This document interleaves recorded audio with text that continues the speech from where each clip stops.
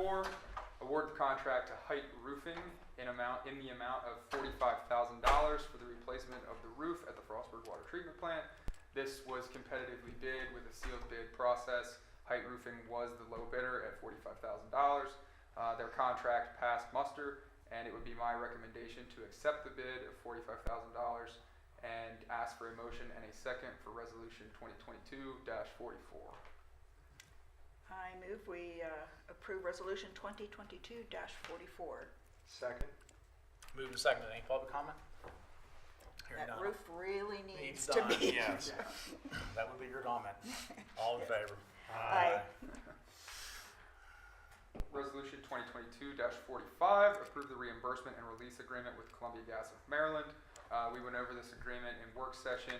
Columbia Gas has agreed to cut us a check, the city of Frostburg a check, in order to repave the roads and remediate the damage they did while putting in their new gas lines. The amount of the agreement is $904,000. So this just allows us to accept the check and take over the paving project. So it would be my recommendation to ask for a motion and a second for Resolution 2022-45. I'll make a motion to approve Resolution 2022-45. Second? Moved and seconded. Any public comment? Hearing none. All in favor? Aye. Okay. Resolution 2022-46. Authorize a change order to design contract with Bennett Brewer and Associates LLC for the day camp child care facility. This would, Lydia, this is just to move forward with BB&A in a change order for the building, correct? To approve up the additional $8,600 for For design. the bid documents. Okay. If anyone has any questions, I can elaborate or Lydia can elaborate, but it would be my recommendation to move forward with BB&A and to allow them to make the changes and ask for a motion in a second for Resolution 2022-46. Is it because the original contract did not involve the bid documents? Correct. Okay, it was just for design. Yes. Okay. Because we were going to do it, but we decided to get them to facilitate that. That's right, okay. It's all coming back to me now. I move we approve Resolution 2022-46. Second. Moved and seconded. Any public comment? Hearing none. All in favor? Aye.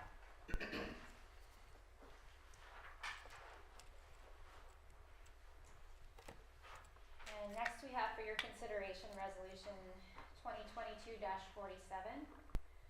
which would approve entering into a contract for the performance of a utility rate study. The city issued an RFP and received 4 competitive proposals for a utility rate study. These proposals were received and evaluated by city staff and evaluated in accordance with the procurement policy. We are recommending the mayor and council approve the proposal from New Gen Strategies and Solutions LLC in the estimated amount of $44,900 and would authorize the city administrator to execute a contract with the firm and sign any and all related documents for this study.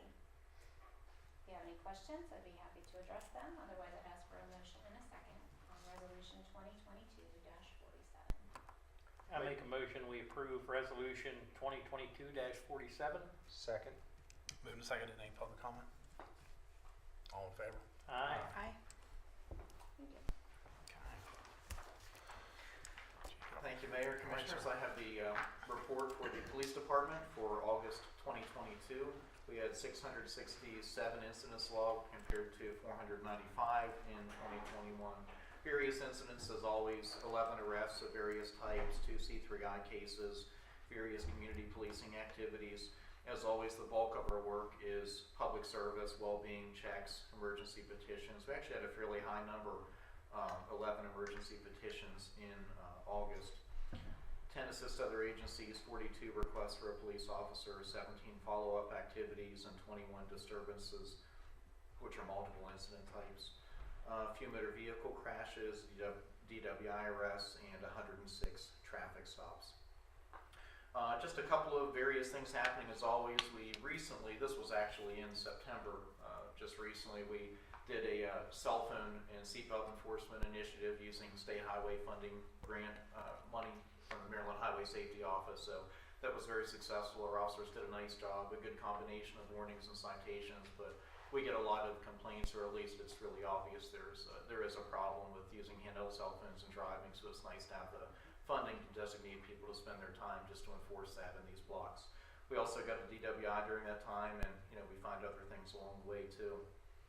Recently we had 2 burglary incidents. 2 of our businesses were burglarized. One, they were scared off by the alarm. The other, they got into the business, and there was some camera footage our officers were able to view, and luckily from their knowledge of the community, they were able to identify the suspect, and I believe you all saw the press release, but we made 2 arrests in that case within a few hours. So we were very proud of that. We recovered the stolen property. Some of it was pretty valuable from the one business, and got that back to them. So great work by our officers and great teamwork. The cruise went fantastic in August. One of the things we did different, just a small thing, is we made all traffic out Grass McLean go right for the fire police, and we had a police car down there with the lights running. They were thrilled with that, as was I. That was the best setup in years. So went really smooth, and that was a good addition. We'll remember for next year. Schools are back in, so school safety, is always one of our top priorities. We're doing the school safety grant again, so we have our officers, when they're off duty, they can work and supplement our coverage of the schools. That's been a great program. Plus they get to know the school officials, they get to know us and meet the kids and be a part of the school and community life, so that's been a really good thing.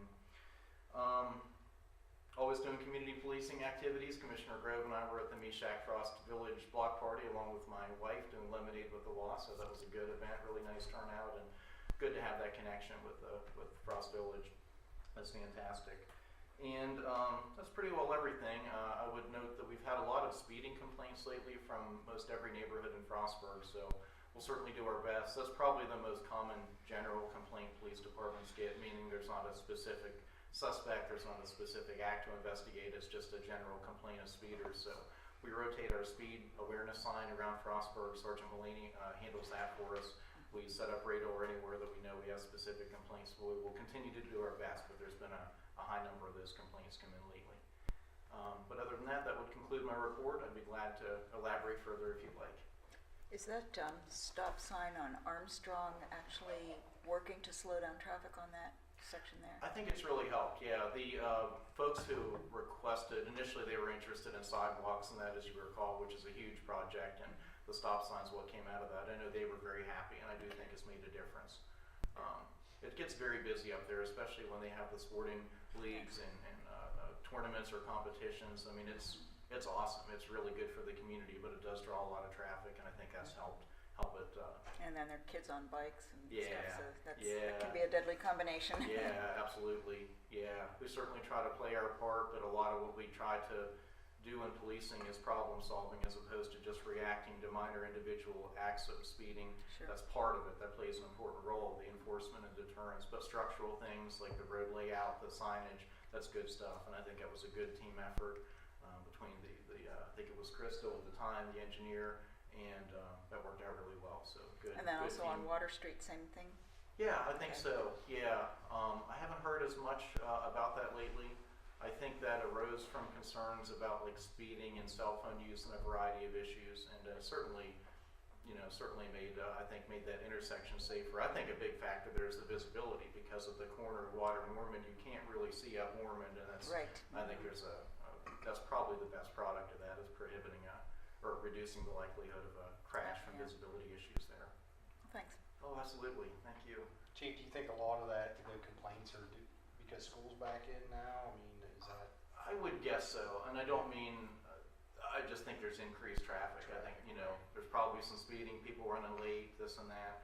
It's always hard to tell, when we get down to run radar, it's really hard to tell too, because in a way, we can measure their speed, but in another way, they're probably seeing us, and that has a deterrent effect too, so it's always a little hard to tell, but yes, I think it's just the increase in traffic more than likely.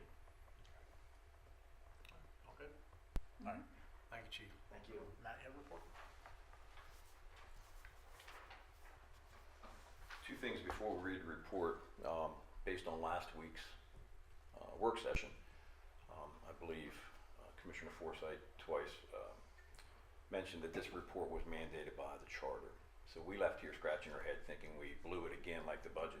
Turns out we didn't. So we just want it on record that this report is not part of the charter, like the budget requirement, and it's been a courtesy of the fire department all these years.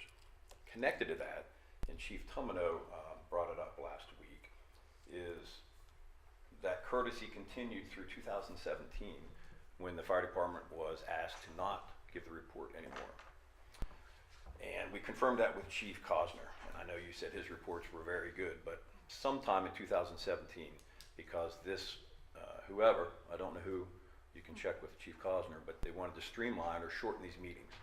So that's when, and you might remember when Chief Tumino said the chair and then nameplate was taken away. So there is certainly been a disconnect, but it was created by the city. We've always done the reports. So after, well, Chief Cosner was coming out for Chief Bladen. So the second year of Chief Bladen, 2 years for Chief Hoffman, 2 years for me, and 8 months for Chief Green. That's why the reports have not been given. But based on last week's work session, we're going to continue that. So if someone doesn't want that, we should talk about it. And we're not going to email them because we can't force you to read your email, but we can force you to listen to 3 or 4 minutes of our report. Any questions on that? I appreciate you resuming that. So for the month of August 2022, the FFD responded to a total of 40 calls, bringing the year-to-date calls to 335, with an average approximately 1.5 calls per day. The breakdown was 5 structure fires, 2 of those were working fires, 9 automatic fire alarms, 5 vehicle fires, 9 motor vehicle crashes, 3 outside fires, 3 tree or wires down calls, 2 service or other calls, and 4 EMS assist calls. The good news there is EMS assist calls are down drastically, which we really appreciate.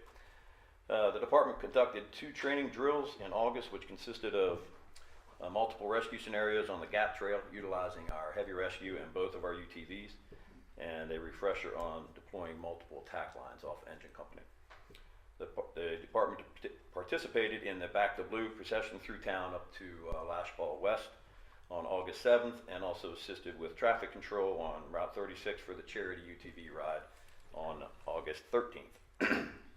Earlier this year, the GIS department at Frostburg State University received a $4,500 grant with the sole purpose of assisting the FFD with updating our electronic map books to better assist responding units for more accurate directions, better hydrant locations, and improved building information. Phase 1 of that project wrapped up in August, and we'll be soon installing 5 tablets in our units. There is going to be another grant that they're going for, and phase 2 will be to have very detailed site and pre-plans for buildings. Work was wrapped up by a vendor we contracted with to paint the entire exterior of Station 1 at a cost of $25,000. The department is finalizing a Help Your Community by Joining the FFD envelope insert for you all, which was requested by Elizabeth. I designed that, and it's over at FSU being tweaked, so hopefully we'll have that soon. The department took in 1 new member last month. Unfortunately, her age prohibits her to be an active firefighter, but she brings a wealth of knowledge in marketing. She works at FSU, and she's certainly going to be able to help us on that front. And sadly, the department lost our oldest and longest serving member last month. Emery Lancaster passed on August 25th. He was 93 years old and a 64-year member of the department. He was laid to rest on August 29th. Any questions?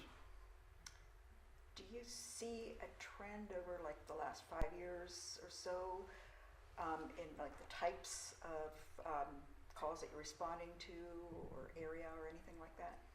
No, it's pretty status quo. The 2 years I was chief, the breakdown was pretty much would follow this. Unfortunately, there's a lot of automatic fire alarms, both in town and out of town. We have automatic or mutual aid boxes shared with other departments and vice versa. So you can't say we're not going to LaVale because we want them to come up here, especially for a business district or a campus fire. They have the closest tower ladder. So we rely on them and they rely on us. Interstate's always busy. So, any other questions? Thank you, Matt. Thank you. Appreciate it. Let's see, we have open public comment. That you have two announcements. Yes, the Halloween parade will take place on Thursday, October 27th, so put it on your calendar and get your costumes ready. What time will that start? What time does it usually start? 6? Six, I'm right, thinking, six, yeah, that's what I remember. Lineup would be 5:30 normal. Yeah. That always helps to be a little bit earlier than that. And then trick or treating we decided to do on Sunday, October 30th. Like last year was on Sunday, I believe. So, start buying that candy. I just checked the flyer the city put out at 6 o'clock for the Halloween parade. Okay, that is right. Thanks. Yes, ma'am. Okay, anybody have anything to the order? Everybody good? We're adjourned. Thank y'all for coming this evening. We're still live till Bethany gets us off here. All right. That's Stephanie's our IT specialist. IT specialist.